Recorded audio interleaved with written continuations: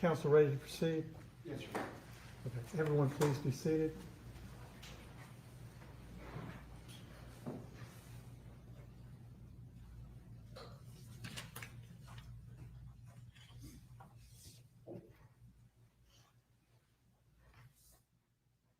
All right, in case number 2024 R67, the jury having reached a verdict of guilty as to all 12 counts in the indictment, is the state ready to proceed with sentencing? The state is ready to proceed with sentencing, Your Honor. Is the defense ready to proceed? The defense is ready to proceed, Your Honor. Does the state have evidence in aggravation? Yes, Your Honor. The state intends to call two witnesses and one statement that I will ask Ms. Ashdown, our victim witness advocate, to read. So the state would call would the court like me to proceed? Yes, ma'am. At this time, the state would call Megan Mevin to the stand.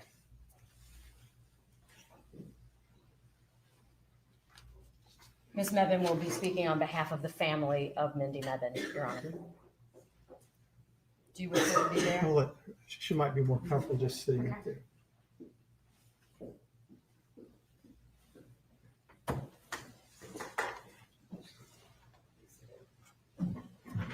Please raise your right hand before you're seated. Do you swear or affirm the testimony that you're about to give will be the truth, the whole truth, and nothing but the truth, so help you God? I do.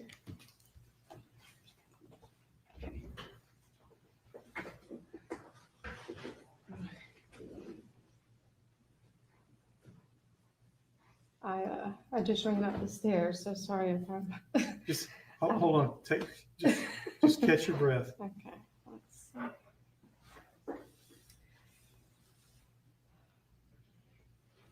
All right. I've kept up with the entire trial and decided to drive 3 hours this morning to be here because I couldn't let this chapter of my life end without at least saying something. Unlike you, I have cried a lot over the last few weeks. My thoughts, anxiety, and emotions have been a roller coaster. They have been all over the place while having to deal with this trial. I go through anger, sadness, frustration, grief, stress, and every feeling that you can think of. You lived with us for 15 months with providing no financial contributions. 15 months that I will never be able to get back. At times when you lived with us, I told you how your actions had affected me, and this impact statement isn't much different. Whether you take away anything from this, that is not my intention at this point. You've shown no guilt and absolutely no remorse. You haven't even shed a tear. You thrive on the illusion of power and attention. You're a pathological liar, sociopath, psychopath, murderer. You thought you were so much smarter than everyone else, but you aren't.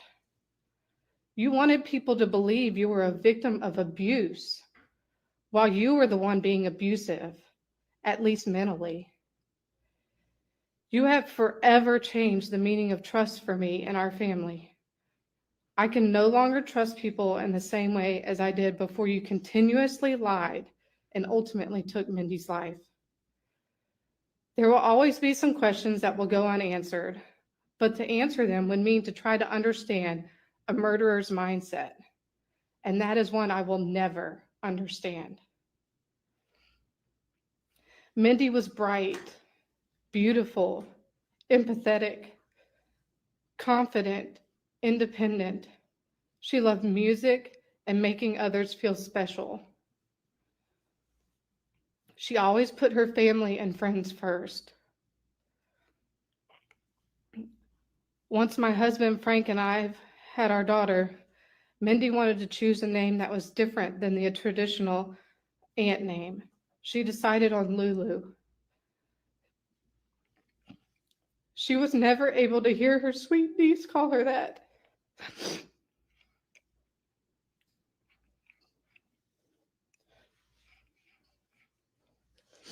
My daughter was 5 months old when y'all moved in. She will never know the fun times they experienced together. I'm thankful my daughter does not remember the 15 months you lived with us and sat right next to her at the dinner table. My daughter will never be able to experience the love her Aunt Mindy would have continued to give her.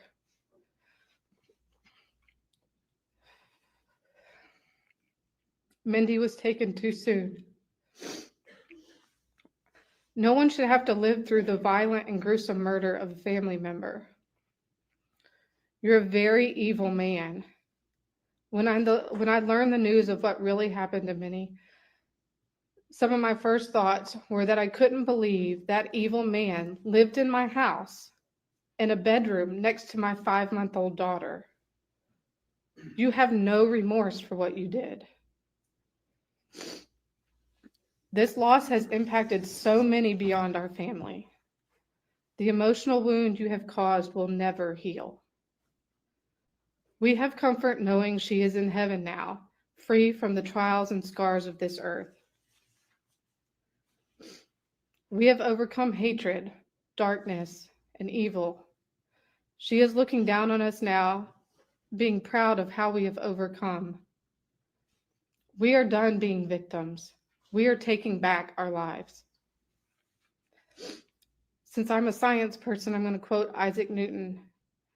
Every action has an equal and opposite reaction. Our family believes you deserve the maximum sentence, life without the possibility of parole, because Mindy doesn't have a parole. You deserve to sit in prison for the rest of your life and think about Mindy every single day. Thank you, Your Honor. Thank you.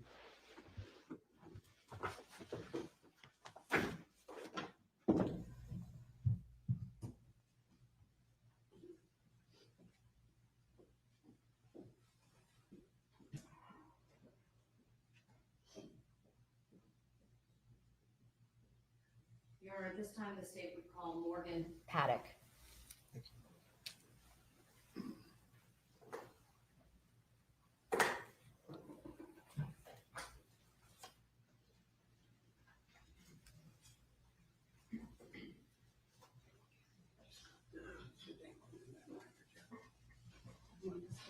You can raise your right hand. Do you swear or affirm the testimony that you're about to give will be the truth, the whole truth, and nothing but the truth, so help you God?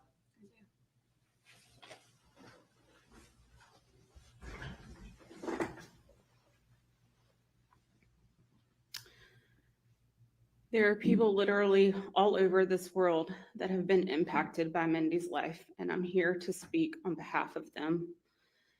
I always say my worlds collided with Mindy. Not only was she my high school friend, but after moving to Savannah, all of my college friends became her friends too. My roommates became her roommates. My church group became her church group. This entire trial has rightly been focused on what happened to Mindy, but Mindy was so much more than what happened to her. She was a bright light, vibrant, generous, funny, caring, a defender of others, passionate, trustworthy, and so much more. If anyone in her life would have been in her position, she would be standing right here today speaking for them. Nick, you slowly and strategically tried to dampen her light, isolating her from the people she deeply loved, robbing her of time, laughter, creating memories and peace, always living in fear and isolation. She loved you and trusted you to tell her the truth, to protect her, to live out your marriage vows. And yet you were the one that she needed protection from. Her death has had and will have an eternal impact on those that loved her.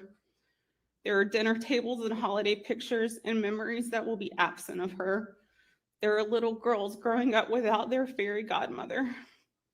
There are friends who will always ache to dress up and go out for drinks again. Email inboxes void of her opinions on the latest happenings in politics.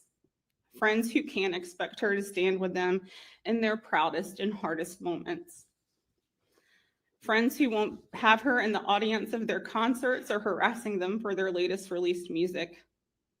My everyday life in Savannah is now filled with the awareness that my friend was living and suffering within walking distance of my house. And I never knew. I will never be able to drive down 65th Street, go to a Smoothie King, pick up meds at CVS, or buy tennis shoes at our local shoe store without being haunted by the fact that you were frequenting all of those places for 5 months while my friend of over 20 years was suffering in fear and isolation as I drove mere feet from her driveway. But it's not just me and her friends that will miss out.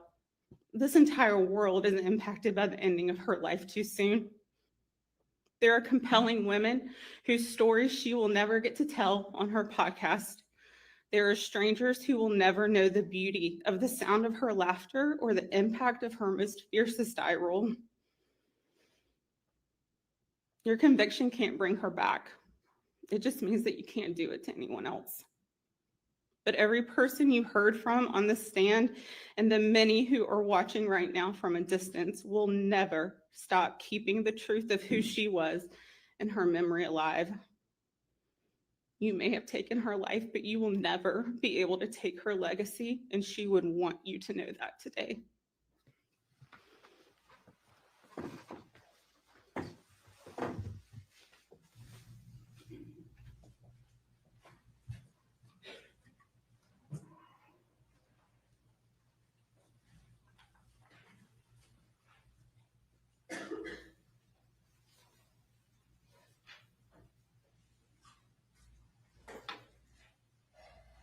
Your Honor, the state has one final statement that I'm going to ask to be read into the record.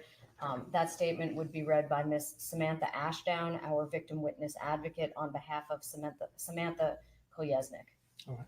And the defense will object to the reading of that statement as Ms. Kolyesnik, while obviously a victim of the circumstances here, is not a victim under the law that would be entitled to read the statement to the court. But Judge, my position on that, as the court is aware, is that this is evidence in aggravation, not a victim impact statement. It is. I'll overrule the objection. Thank you, sir. Thank you, Your Honor.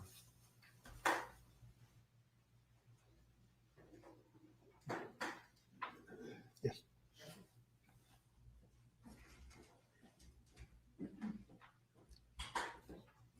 There's no need to swear.